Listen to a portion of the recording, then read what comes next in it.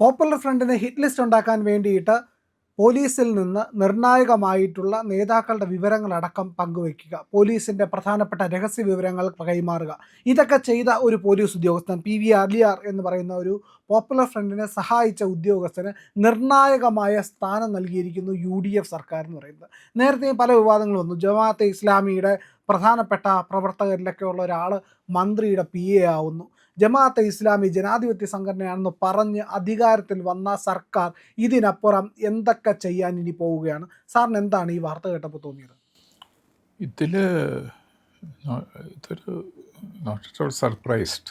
കാരണം ഇവരിൽ നിന്ന് പ്രതീക്ഷിക്കണം എന്നുവെച്ചാൽ popular front, Jamaat Islami, SDPI, welfare party, ഇവരോടൊക്കെ മൃദു സമീപനമാണ് രണ്ട് മുന്നണികളും മാറി മാറി ചെയ്യുന്നത്.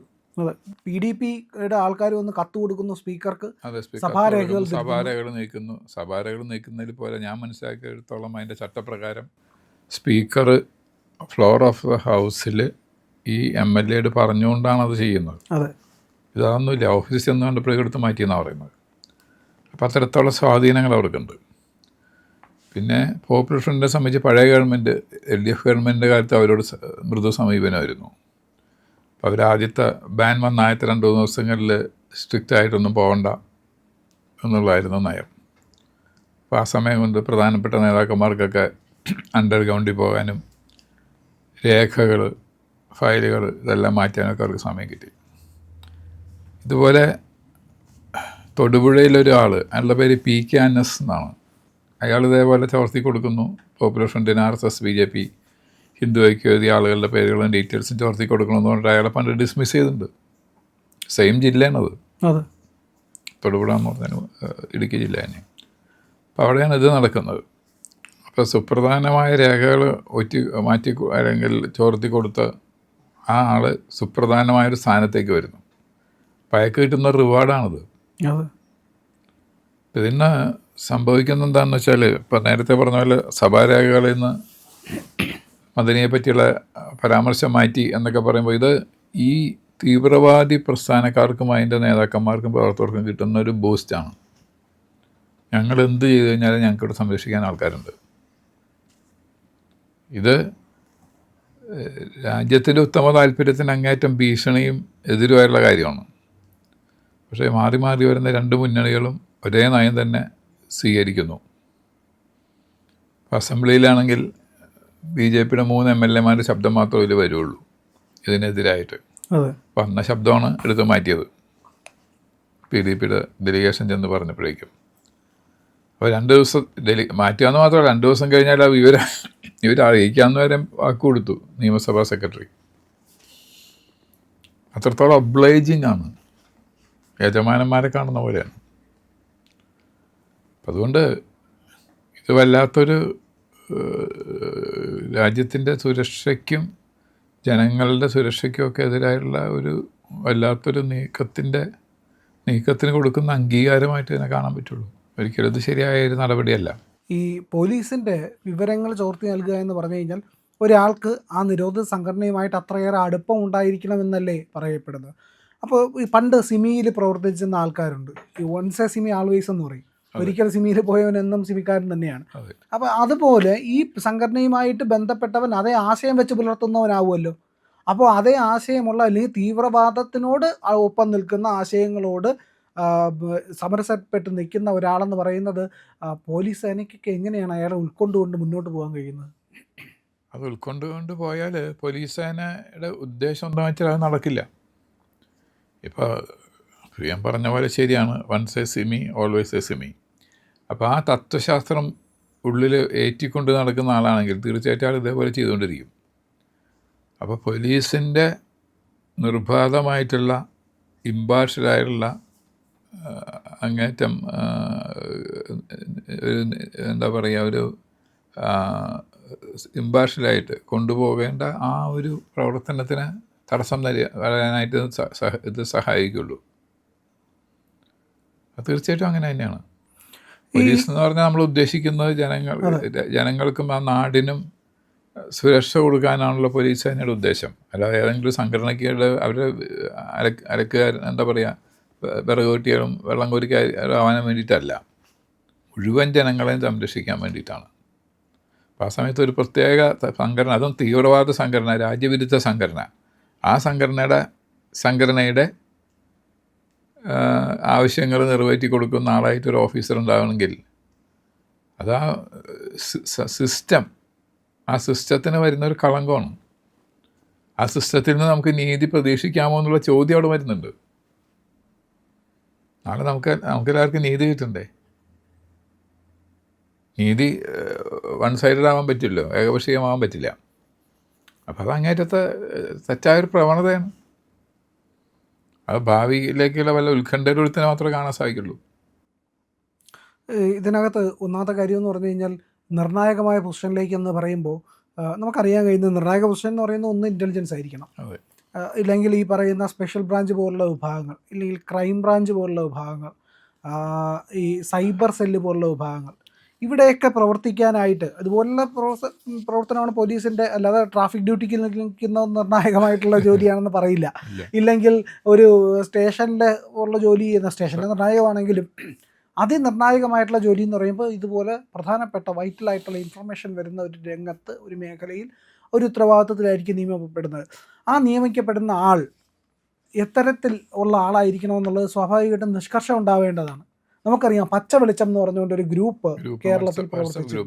ആ വാട്സാപ്പ് ഗ്രൂപ്പ് പ്രവർത്തിച്ചു. അതിലുള്ള പോലീസുകാർ, സബ് ഇൻസ്പെക്ടർമാരാണ്, എല്ലാവരും ഇന്ന് സർവീസിലുണ്ട് എന്നാണ് പറയപ്പെടുന്നത്. അങ്ങനെ ഉണ്ടെങ്കിൽ അവരുടെയൊക്കെ ആശയ ചിന്താഗതി എന്തായിരിക്കും? തീവ്രവാദവുമായിട്ട് ബന്ധപ്പെട്ടല്ലേ. അപ്പോൾ അത് നിയന്ത്രിക്കാൻ, അവരെ നിരീക്ഷിക്കാനായിട്ട് ഇവിടെ സംവിധാനമുണ്ടോ? ഇല്ലെങ്കിൽ അതിൻ്റെ റിപ്പോർട്ടുകൾ എന്താണ്? ആ ആൾക്കാരുടെ പിന്നീടുള്ള പ്രവർത്തനങ്ങൾ ഇത്തരത്തിൽ എന്തെങ്കിലും ലിങ്ക് ഉണ്ടോ? ഇതൊക്കെ അന്വേഷിക്കണ്ടേ? ഇതൊക്കെ ആരാണ് ഇതിൻ്റെ ഒരു ഉത്തരവാദിത്വം ഏറ്റെടുക്കുക? ഇതിൻ്റെ ഉത്തരവാദിത്വം ഏറ്റെടുക്കേണ്ട ആൾ സ്റ്റേറ്റ് പോലീസ് ചീഫാണ്.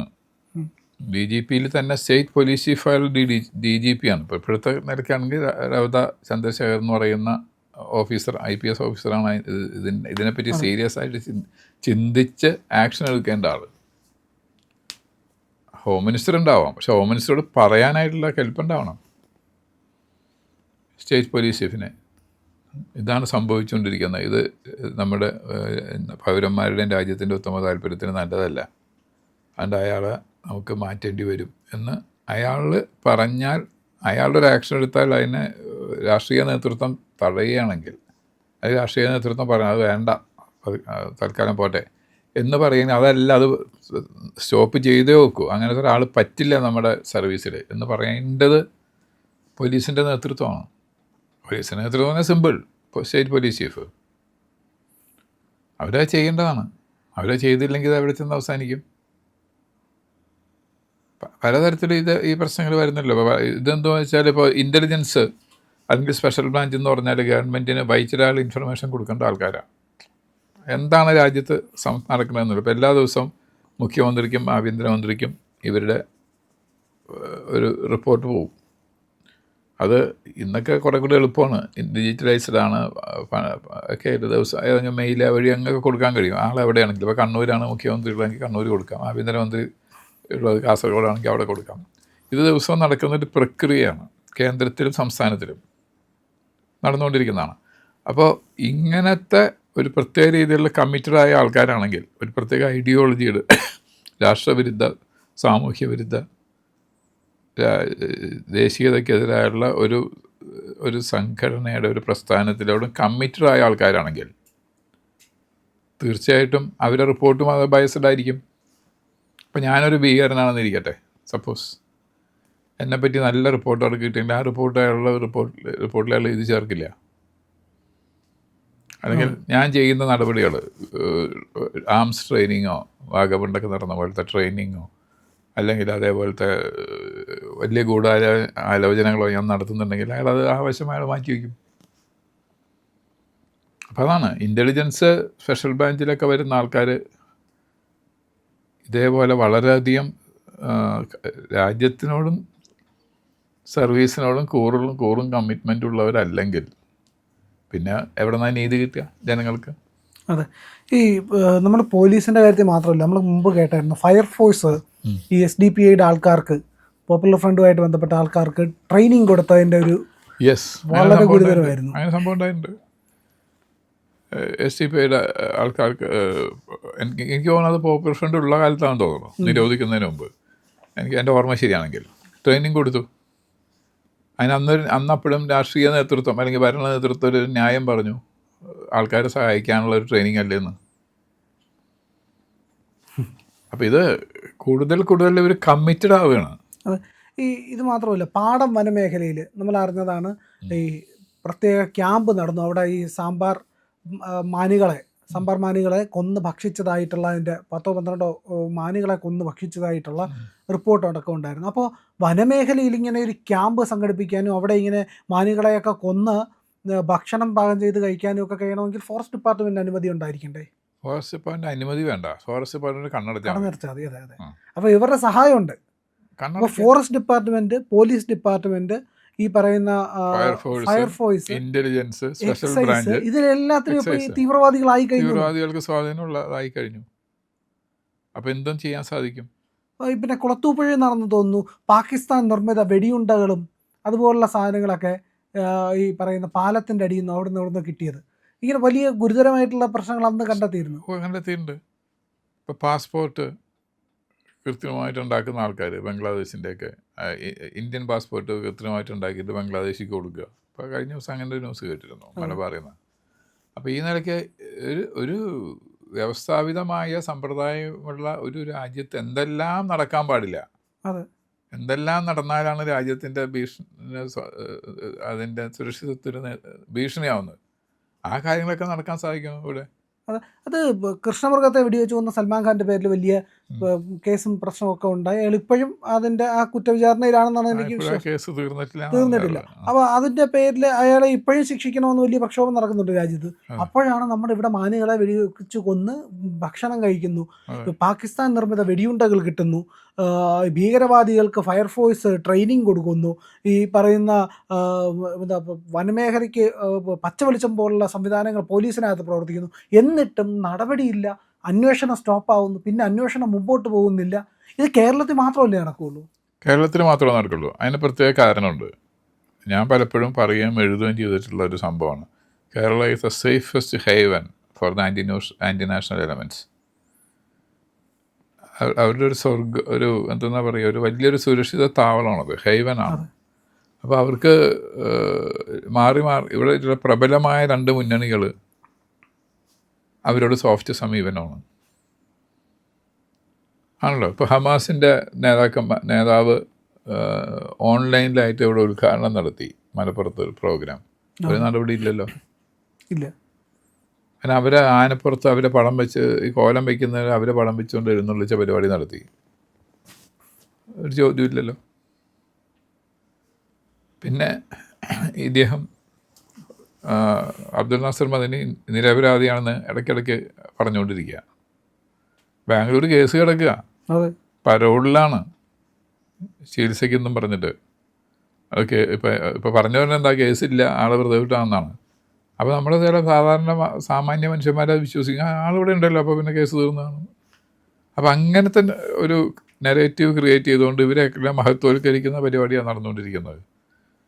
എന്തിനു പറയുന്നു, ഇവരുടെ ഏറ്റവും വലിയ EMS മഹാത്മാഗാന്ധിക്ക് തുല്യനാണെന്ന് പറഞ്ഞില്ലേ, അതിന് മഹാത്മാഗാന്ധിക്ക് തുല്യനാണെന്ന് പറയാനായിട്ടുള്ള ധൈര്യം കാണിച്ചു. അതുപോലെ രാഹുൽ ഗാന്ധി ഇടയ്ക്കിടയ്ക്ക് എന്തെല്ലാമാണ് പറഞ്ഞുകൊണ്ടിരിക്കുന്നത്. പിന്നെ പലതും മണ്ടത്തരങ്ങൾ ഇങ്ങനെ ദിവസം പലതും പറഞ്ഞുകൊണ്ടിരിക്കുന്നുണ്ട്, അതൊക്കെ ഓർക്കാൻ പറ്റുന്നില്ല. പക്ഷെ അതൊക്കെ ഇവരെല്ലാം അനുകൂലിക്കുന്ന രൂപത്തിലാണ്. അപ്പോൾ ആ നിലയ്ക്ക് നോക്കുമ്പോൾ ഈ 2 മുന്നണികളും മാറി മാറി മത്സരത്തിലാണ്. അവരെപ്പോഴും ടൈറ്റ് കോമ്പറ്റീഷനാണ്, ആരാണ് കൂടുതൽ ഇവരെ പ്രീണിപ്പിക്കുന്നത്, സന്തോഷിപ്പിക്കുന്നത് എന്നുള്ളതിൽ.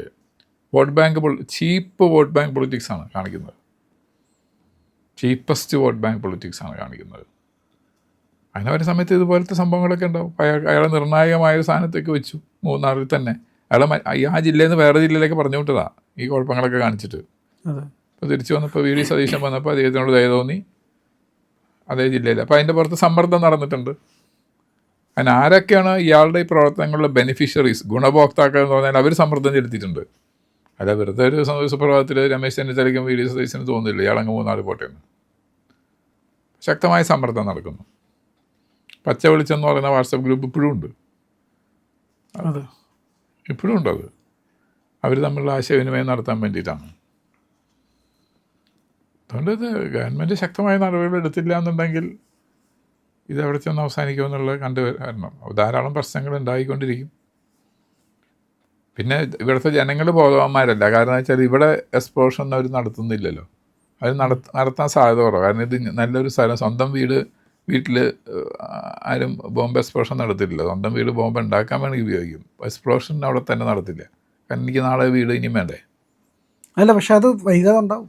വൈകാതെ സംഭവിക്കുന്ന സമയത്ത് it will be to late. അതെ. പ്രിയമുള്ളവരെ, ഏറ്റവും പുതിയ വാർത്തകൾ മറ്റാരും പറയുന്നതിനേക്കാൾ മുമ്പ് ഞങ്ങൾ നിങ്ങളിലേക്ക് എത്തിക്കുന്നുണ്ട്. ഞങ്ങളുടെ കൂടെ സഞ്ചരിക്കണം. ഇന്ത്യ ലൈവ് ഇനിയും സബ്സ്ക്രൈബ് ചെയ്യാത്ത ആളുകൾ ഇന്ന് തന്നെ അത് ചെയ്യണേ.